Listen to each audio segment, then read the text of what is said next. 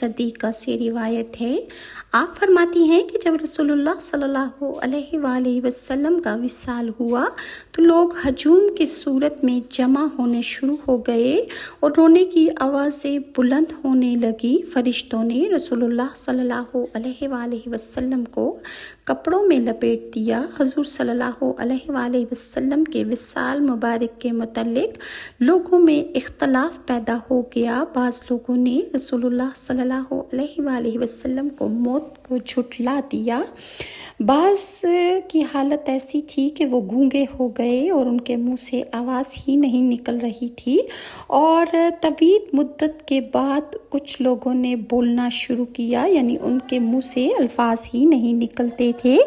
بعض لوگوں کی حالت خراب ہو گئی اور وہ بے معنی باتیں کرنے لگے۔ بعض لوگ حواس باختہ ہو گئے، ان کی عقل گم ہو گئی اور انہیں سمجھ ہی